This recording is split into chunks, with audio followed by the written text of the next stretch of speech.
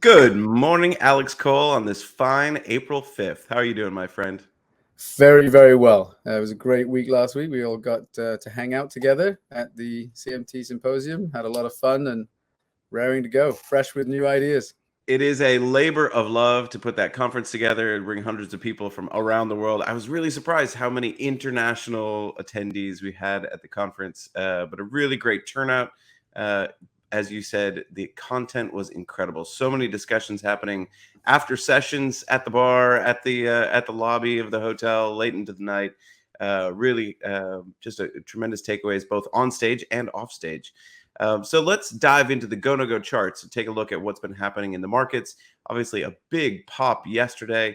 Alex, what are you seeing from an asset class perspective if we're looking just at the trend? Absolutely. So, we always talk about being careful when you have a really, really good day.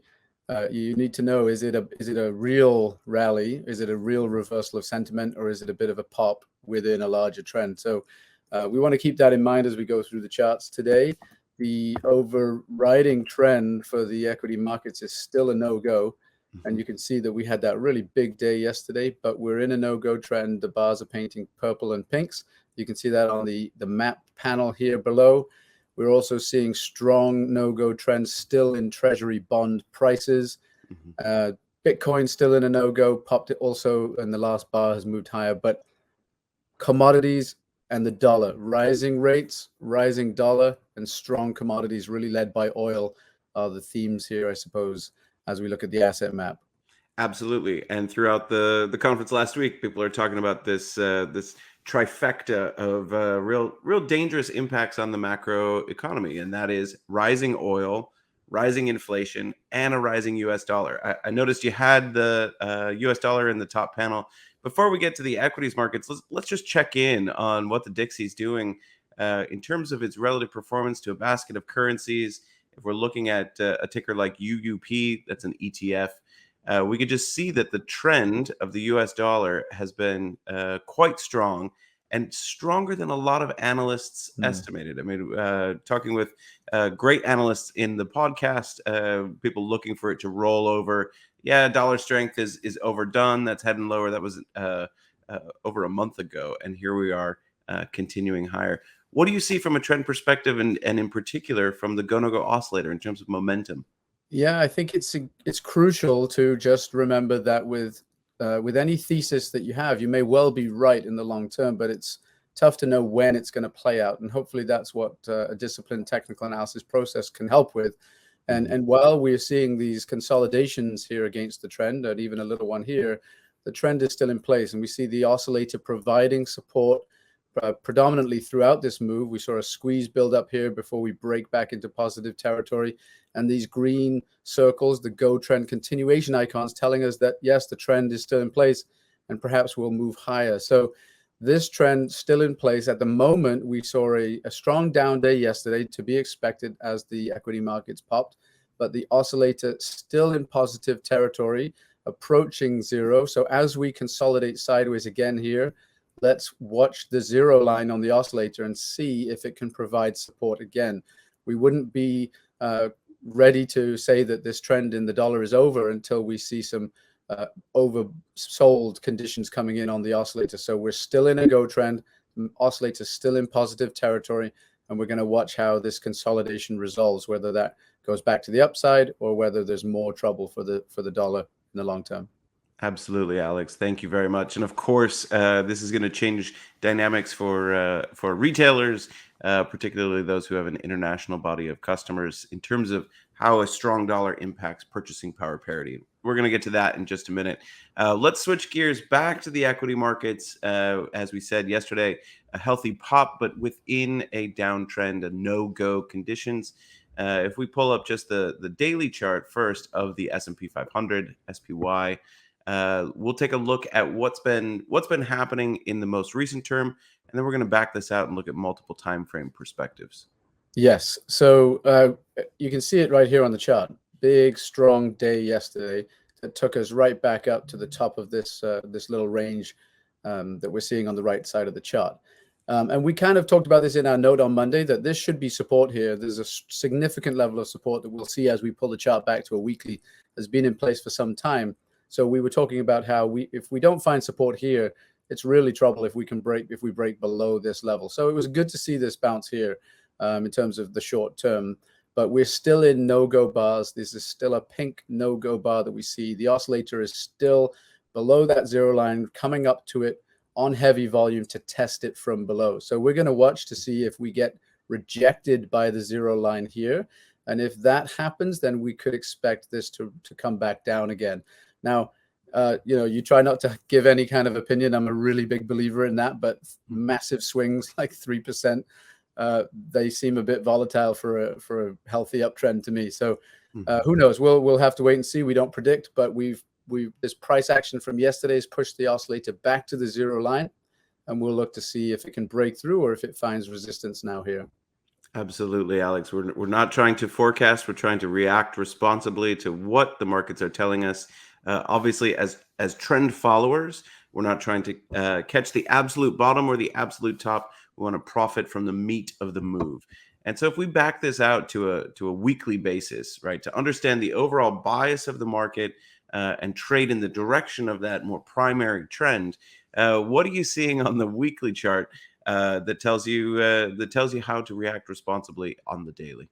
Yeah, and sometimes we have a channel on here. If you can see my crosshairs, sometimes we look at this sort of small channel of support at this range, and you can see that going back now for some time. And so we were sort of really playing with it, finding support in these levels, and then we came right back down to it last week. And this week now we've rallied strongly back above it. But from the weight of the evidence approach and from why we use these tools, we're in a no-go trend. The oscillator broke below zero here, which was the first threat to the go trend that we were in on the weekly chart. And it stayed below zero since. It rallied up, found resistance in the form of a small squeeze that was broken again to the downside. And now we're back at zero on the weekly chart as well. So on the daily chart, we're testing zero from below. On the weekly chart, we're testing zero from below. So we would need some quite significant price action higher to get the oscillator on the weekly back above zero. So we're going to watch to see what happens there. And if it can't do that, and if it gets rejected again by zero, then in the longer term weekly chart, the no-go looks fairly strong. I mean, it is definitely still in place, as you can see from these purple bars, and the oscillator staying below zero and now coming back to test it. Absolutely, and we're seeing that negative momentum since January 1 of 2022. This entire year has been on negative volume, despite those counter trend rallies, even re-entering a go on this weekly basis earlier last month. So, Alex, let's switch gears again. If we're looking at sort of where investors want to be allocated, we've talked about that growth versus value debate for some time. Obviously, yesterday's rally has excited the bulls. They're hoping things are back. Folks who have been just decimated in a lot of the growth equity holdings failed to get out earlier and have ridden these names all the way down. We're talking about the holdings in things like the ARK ETFs, high multiple, long duration stocks. So if we take a look at the IWF over the IWD, that'd be the Russell 1000 growth over value ratio chart. Just to compare, are we back to growth equities? Are we seeing a real strength here?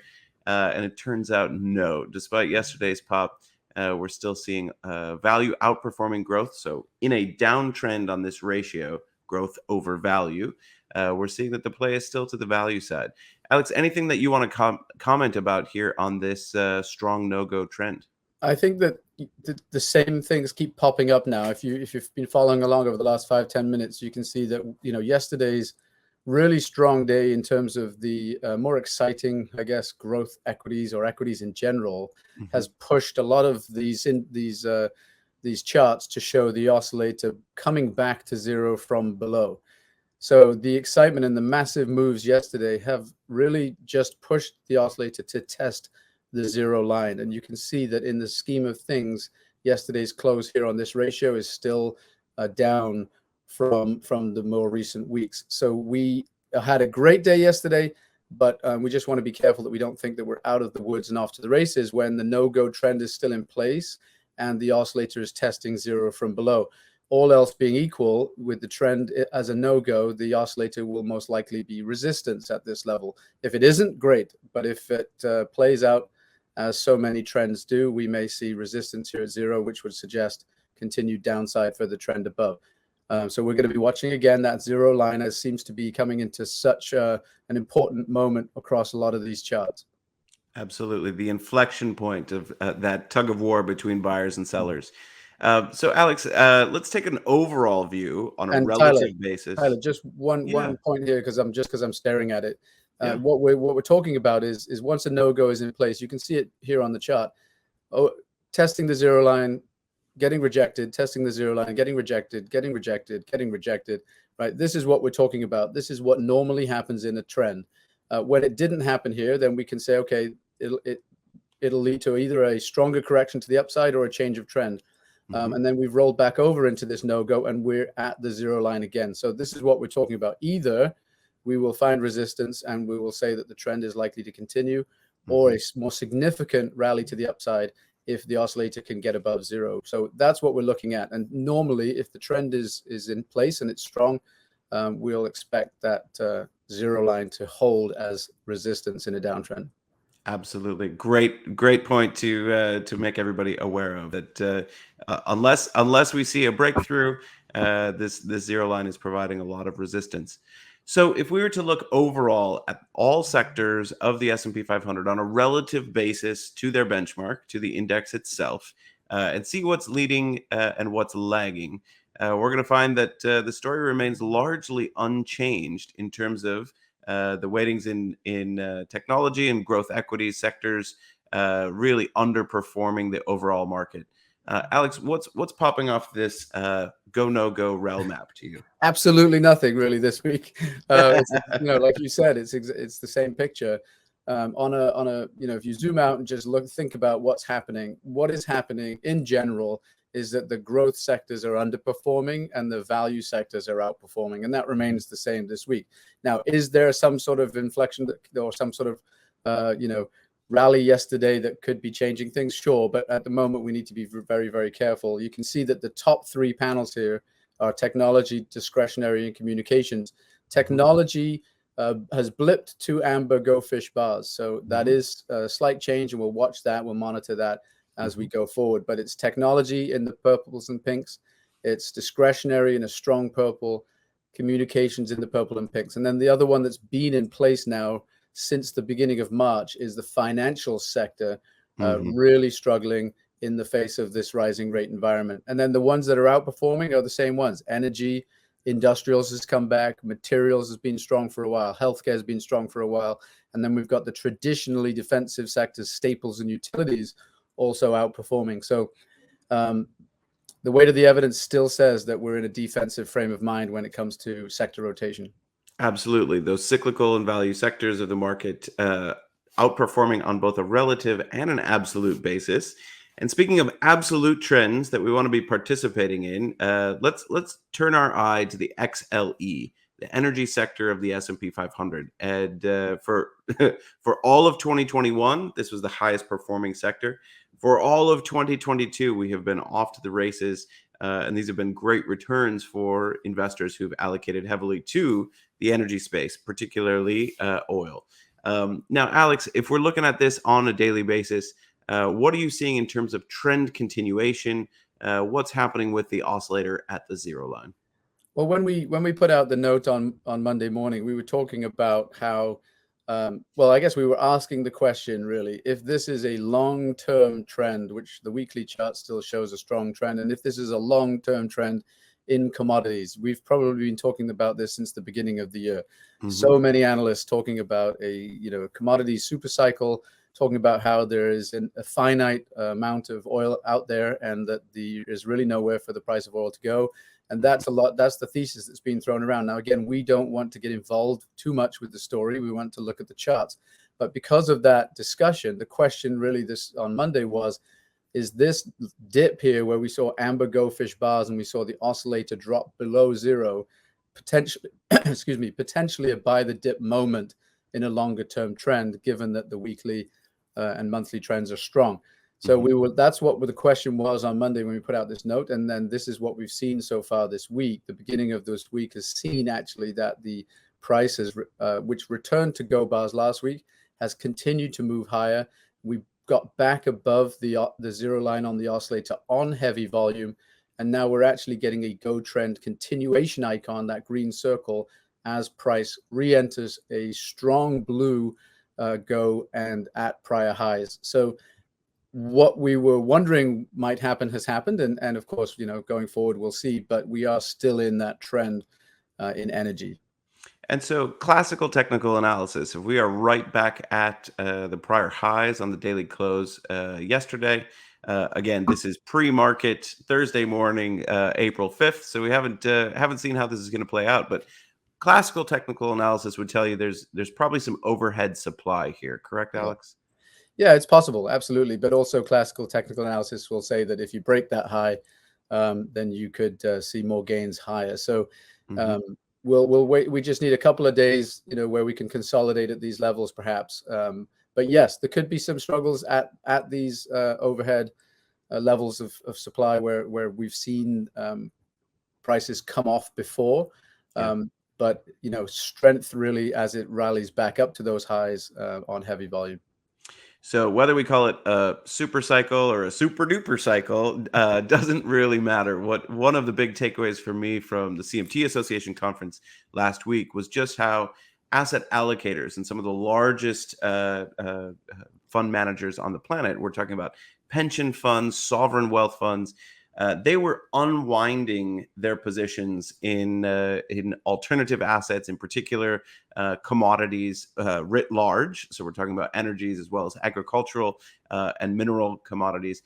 But they are just now taking a look at a lot of the CTAs, alternative asset managers in the space that are really starting to shine as they've over-levered, and this is for a number of reasons, ESG mandates, they've over-levered into technology and a lot of growth equities, understanding that money still has time to unwind, still time to continue that trend to the downside, and potentially continuing this commodities trade and energy in particular to the upside as you have more and more investors piling into the trade. So what we understand about trends and the herding principle from our friends in behavioral finance is that these tend to persist over time because more and more investors pile into these trades that have really caught attention. So if you feel like you were late to the energy trade, you missed it, this is exactly what GoNoGo charts were designed to do, to show you where that trend exists and also those low risk entry points where momentum is coming back in the direction of the underlying trend. So Alex, if we just pop this out to a weekly basis and we take a look at the long-term downtrend in energy, and keep in mind, I think it was Chris Verone who was talking about this, energy used to be the largest constituent, largest participant in the S&P 500 cap-weighted index. And now it's dangling down there around 3%. And boy, have the tides turned, and technology and discretionary has become such a large portion of the S&P 500. But we could indeed see a regime shift and see energy coming back into the forefront. So let's back that up a ways, Alex, on the weekly basis, just so that we can see the long-term trend that we're coming out of. And we could even switch this over to a monthly chart, just to give our viewers the idea of just how early we are in this trade. Yeah. Right. I mean, if you this is what we're talking about here. This monthly chart is breaking above this long-term resistance, coming from, as we all know, oil went to nothing and below a little while ago. So we're coming out of this sort of really damaging time for oil, and we're seeing that just really early days. I mean, who knows? We talk about trend length. I think that was something that we talked about at the conference yesterday, that the average length of a bull trend and the average length of a bear trend. And if we're a year into a real commodity super cycle, that's early days, or even 6 months, in this case. And that's what we're looking at. Yeah. I think it was the great Dave Keller who said, do not convince the top of your chart with a resistance line. Right. Or perhaps he was parroting somebody else. But we know that there is potential room to run particularly when we think about the holdings of the largest fund companies and we think about traditional lengths of these commodity cycles. Yeah, never be fooled. Never be fooled into thinking the top of the chart is resistance, right? Right, exactly. And a lot of commentary last week just about being open-minded to things that might sound ridiculous. It sounded ridiculous to me as a young kid thinking about having video conference calls. I remember seeing the movie Aliens, thinking that's impossible. She's Yeah. talking to somebody through the TV while she's in space. And here we Yeah. are, 2022, and that's all we do. Right. All right, let's move on to a couple individual names, Alex, Yep. within the energy space here as we wrap up this week's show. First, I want to take a look at Marathon Oil, MRO, and then we're going to look to those that have held up even better. Yeah. So All right. Marathon was one that we came out, put in the note on Monday, because it's just been a strong player and something that we've looked at over and over again during this energy trade that's really kicked off since the beginning of the year. And time after time after time, we saw the trend continue as the oscillator found support.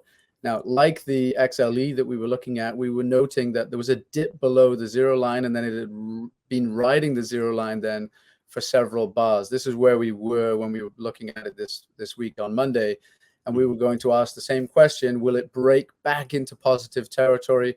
And yes, it has. So we're right at highs here on the MRO, and we're still in trend. We never even flirted with those amber go fish bars on MRO, but we did have a little bit of a dip into negative territory. So good to see it back to the zero line and breaking back into positive territory, but at prior highs as we see this go trend continuation icon. Absolutely. Great to see that breaking out of a squeeze back to the upside. Really bullish for the MRO trend. Let's take a look at Valero, the valiant Valero, and which has held up even better than other names in the energy space. The oscillator never breaking below zero, continuing on heavy volume out of that slight squeeze to the upside. Alex, are you seeing anything, or what would you need to see to turn bearish on this great trade in Valero? Yeah, I mean, in the very, very short term, we're overbought. So you as somebody that's trying to get a good entry, perhaps you would go down in time frame to look for something that gives you an entry on a smaller time frame. But no, there's not a lot here that would make you think that this trend is over. And it kind of hints to me that perhaps this is a leader, and that the others will perhaps not struggle as much with their prior highs as you might normally think, given that we were talking about how traditional technicals says that prior highs will be resistance, and they may well. But given how Valero has been able to fairly easily break through this prior high, which is the same time frame on the chart, is this a leader, or is this a strange outperformer? And if we're talking about oil as really being in trend and being in a strong trend, again, maybe this is a bit too much opinion, but perhaps this is the leader, and we'll look to see if those MRO and XLEs can get through their prior highs and move higher fairly easily. Absolutely, to catch up with the leadership. Alex, as we close today's show, I think it's helpful to talk just one more time about appropriate, responsible risk management. Jay Wood said on a panel discussion last week, he said, risk management is job 1, 2, and 3, as anybody who's working with technical tools. So let's pull up a chart of Amazon. A lot of big earnings announcements last week. A lot of changes that no one was expecting. Now, Amazon came out with better than expected earnings on their web services business. However, their forecast for what was expected in the second quarter really disappointed analysts.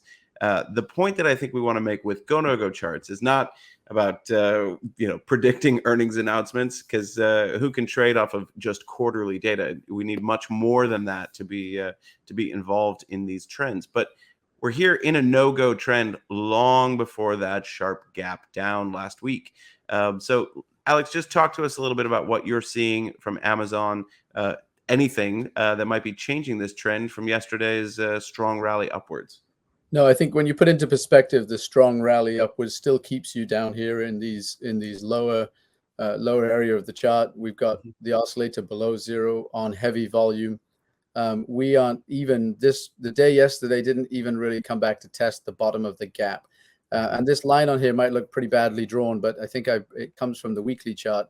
And we're looking at this significant level of support that goes way back a year that was finally then broken on last week's really, really strong bar. And you can see that, yes, we rallied strongly yesterday, but it hasn't done too much to come back into that bar. So on the weekly chart as well, NoGo in place back from here as we came down to test this significant level of support.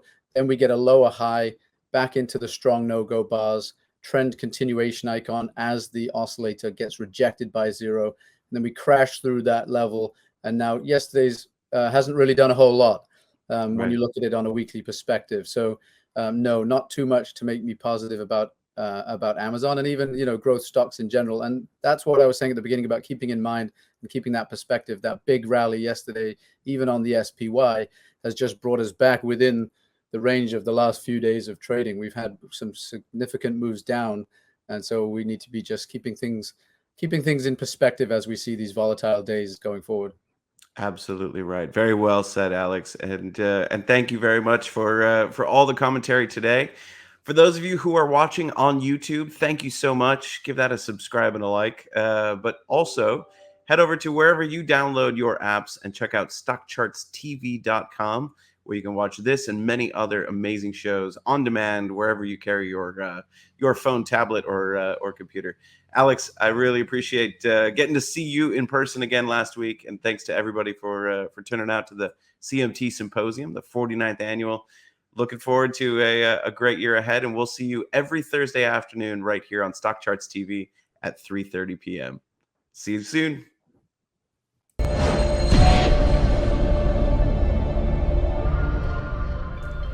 Hey guys, Dave Keller here with StockCharts.com. Thanks so much for watching our video. If you enjoyed it, and we hope you did, hit the like button right below. Also, we have so much new content every day. Consider subscribing to the channel. Just hit the subscribe button in the video or right below. Thanks for watching. Stay safe. Have a fantastic day.